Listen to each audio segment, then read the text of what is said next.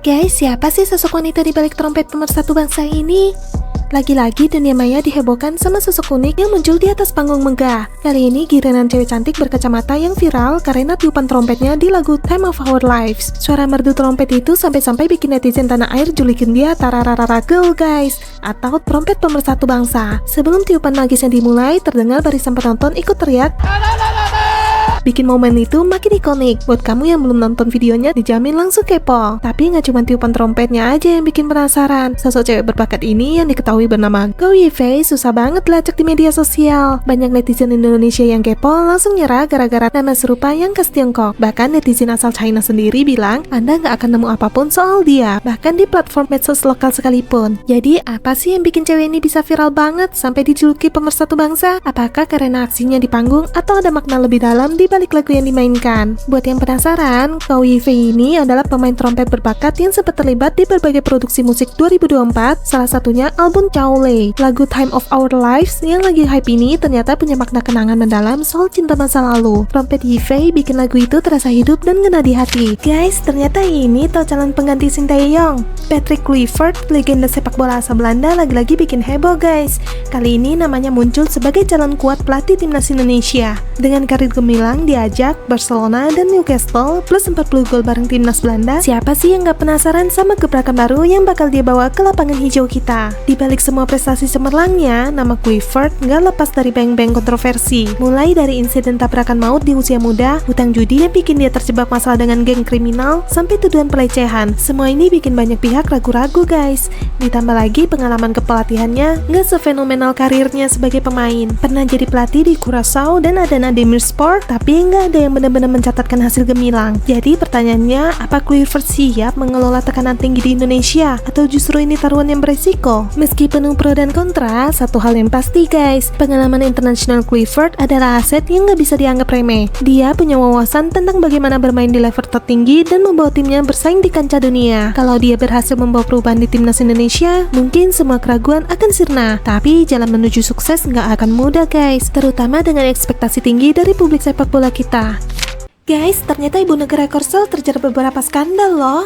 Drama politik di Korea Selatan lagi rame banget nih guys. Presiden Yoon Suk Yeol baru aja dimakzulkan gara-gara deklarasi darurat militer yang bikin negara kacau. Tapi yang gak kalah bikin geger, ibu negara Kim Kyun Hee juga terseret sederet skandal yang katanya ikut mempengaruhi kejatuhan suaminya. Dari isu pemalsuan CV sampai gratifikasi tas mewah, namanya gak pernah sepi dari kontroversi. Skandal Kim Kyun Hee ini panjang banget daftarnya. Dia dituduh palsuin resume buat ngelamar kerja, terlibat manipulasi harga saham, sampai ngancem jurnalis yang kritis sama Yoon. Belum lagi ada isu soal komentar nggak pantas tentang gerakan Me Too, gratifikasi kalung mewah, dan dugaan campur tangan dalam politik.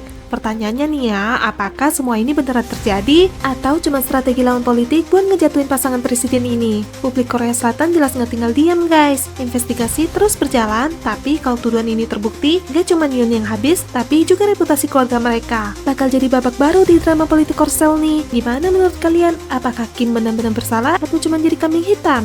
Share pendapat kalian di kolom komentar ya. Guys, PPN tetap naik jadi 12%. Tapi tenang dulu guys, barang apa aja sih yang kena? Presiden Prabowo resmi naikin tarif PPN jadi 12% mulai 1 Januari 2025. Tapi tenang dulu guys, nggak semua barang kena kok. Ini khusus barang mewah aja, kayak jet pribadi, yacht, sama rumah super mewah. Barang kebutuhan pokok kayak beras, telur, sayur, sampai jasa pendidikan masih aman dengan tarif 0%. Jadi kalau cuma belanja kebutuhan harian, dompet kamu nggak bakal terlalu kena efeknya. Tapi sebenarnya kenaikan ini bakal tetap berdampak nggak sih? Apakah bakal ada inflasi yang bikin harga barang-barang lain naik pelan-pelan? Gimana nasib pekerja kecil, buruh, sama UMKM yang omsetnya masih pas-pasan? Emang sih pemerintah bilang udah siapin stimulus, tapi yakin cukup buat nutup semua dampaknya? Apa ini bakal jadi langkah maju atau justru bikin beban masyarakat tambah berat? Santai dulu guys, pemerintah nggak cuma naikin pajak terus diem aja kok. Mereka udah nyiapin paket bantuan mulai dari diskon listrik, bantuan beras buat 16 juta penerima, sampai insentif pajak buat UMKM kecil. Bahkan pekerja dengan gaji di bawah 10 juta dapat insentif PPH juga. Jadi jangan cuma ngeluh guys, ya cari tahu kebijakan yang bisa kamu manfaatin buat meringankan beban hidup. Guys, kemarin band Raja dihujat gara-gara lagunya yang dianggap copy paste. Sekarang giliran musisi lain loh yang jadi sasaran netizen. Penasaran siapa? Yuk simak videonya. Siapa sih yang gak kenal lagu legendaris Jika dari Ari Lasso dan Melly Goeslaw? Tapi kali ini kita nggak ngomongin soal Mas Ari dan Teh Melly ya. Ada dua musisi muda berbakat yang berani banget bawain ulang lagu ini. Siapa mereka? Awal tahun 2025, Danila Riyadi dan Baskara bikin gebrakan keren dengan bawain ulang lagu legendaris berjudul Jika. Lagu penuh penyesalan ini dapat sentuhan fresh lewat karakter vokal unik Danila dan Baskara. Mereka nyebut kolaborasi ini sebagai hadiah spesial buat penggemar musik Indonesia. Udah denger versi mereka belum? Tapi nggak semua orang terkesan guys. Banyak netizen yang kritik suara Baskara karena dianggap nggak cocok bawain lagu ini. Apalagi kalau dibandingkan sama Ari Lasso. Komentar seperti, Baskaranya ilangin dulu please. Rame banget di media sosial. Kenapa sih selalu ada pro kontra soal suara Baskara? Apa bener karakter vokalnya emang nggak cocok? Atau ini cuma soal ekspektasi tinggi pendengar? Lepas dari kritik, Baskara nggak pernah ambil pusing guys. Dia percaya setiap orang punya gaya unik dalam berkarya. Buat kamu yang belum dengerin, coba kasih waktu sebentar buat nikmatin versi lagu Jika ini di platform musik favoritmu. Siapa tahu perspektifmu berubah setelah benar-benar ngerasain vibes-nya. Guys, wisata Singapura jadi korban pelecehan di Bandung. Duh, kok bisa ya? Kawasan Jala Braga di Bandung yang biasanya jadi tempat favorit turis, kali ini ramai dibahas guys gara-gara insiden gak menyenangkan. Seorang turis asal Singapura, Joanna, ngalamin pelecehan saat jalan-jalan bareng suaminya, Darien, di malam tahun baru. Kejadian ini langsung viral setelah mereka unggah video di kanal YouTube Darien and Joanna dengan judul mengejutkan, Please Help, I Was Molested in Indonesia. Video berdurasi 3 menit itu udah ditonton lebih dari 113 juta kali dan bikin netizen heboh. Dalam video tersebut, Joanna cerita kalau dia dan Darien diikuti sekelompok anak laki-laki selama 10 menit di Jalan Braga. Awalnya sih mereka ngira anak itu cuma bercanda guys, tapi suasana makin gak nyaman. Hingga akhirnya salah satu dari mereka berani menyentuh tubuh Joanna secara sengaja. Meski sempat mengubah arah jalan, mereka tetap merasa gak aman guys. Pertanyaannya, gimana bisa insiden kayak gini terjadi di tempat wisata yang harusnya nyaman? Pemerintah Kota Bandung udah minta maaf guys atas insiden ini dan janji bakal meningkatkan keamanan di kawasan wisata. Polrestabes Bandung juga tengah bekerja sama untuk mengusut kasus ini dan mencari pelaku. Dan kalau punya informasi soal kejadian ini, yuk bantu lapor biar pelaku cepat ditangkap. Jangan sampai citra Bandung sebagai kota wisata ramah jadi rusak ya hanya karena segelintir oknum. Guys, Sintayong dipecat.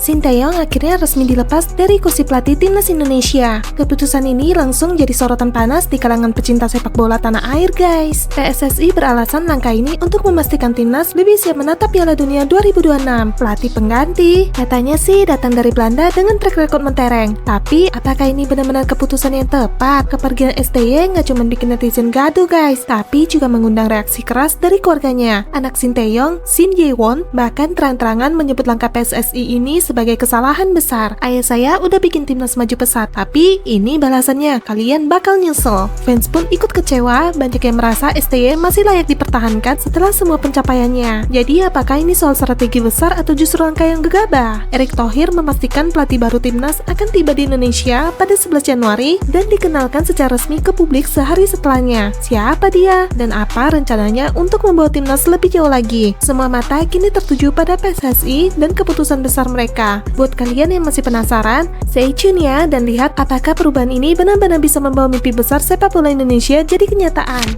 Guys, waspada nih, ada virus baru yang masuk ke Indonesia.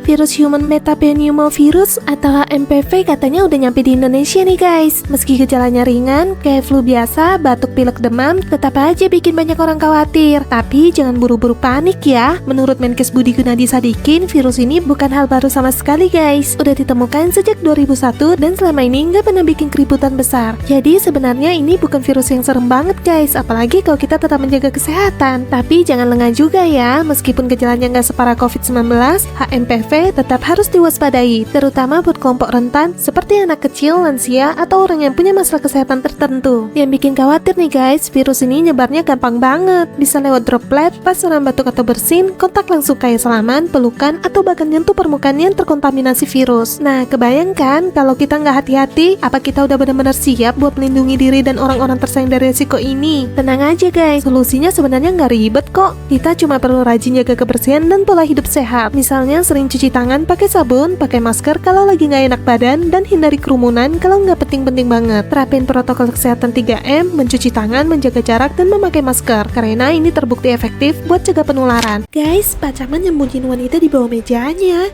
Kok bisa sih? Ada cerita heboh nih guys dari Surabaya yang bikin jagat maya rame. Kantor Kecamatan Asemrowo jadi lokasi drama panas setelah warga ngamuk-ngamuk gara-gara masalah pengurusan. Yang bikin tambah geger nih guys, warga nemuin seorang perempuan ngumpet di bawah meja kerja Pak Camat Muhammad Kusnul Amin, plus ada cowok di balik pintunya. Videonya langsung viral guys di media sosial dengan tuduhan serius ke Pak Camat, katanya dia nyembunyiin orang di ruang kerjanya. Duh, ada apa sih sebenarnya? Nah, ternyata nih ya, semua bermula dari pengurusan bangunan liar yang dilakukan Satpol PP atas perintah kecamatan. Beberapa warga yang nggak terima langsung mendatangi kantor camat sambil bawa masa dan teriak-teriak. Situasinya makin panas dong, sampai staf camat yang ada di ruangan ketakutan. Mereka akhirnya ngumpet di bawah meja dan di balik pintu. Tapi warga malah menduga ada hal yang gak wajar guys di balik kejadian ini. Jadi yang mana nih yang benar? Apakah Pak Camat cuma jadi korban salah paham atau ada sesuatu yang belum terungkap? Setelah videonya viral, Pak Camat langsung kasih klarifikasi bareng stafnya. Mereka bilang nggak ada yang aneh-aneh di ruangan itu, dan para staf ngumpet karena takut sama masa yang ngamuk. Kalau ada masalah, selesaikan dengan kepala dingin lah, bukan malah bikin suasana makin ribet. Jadi kalian tim percaya klarifikasi ini atau masih punya pendapat lain?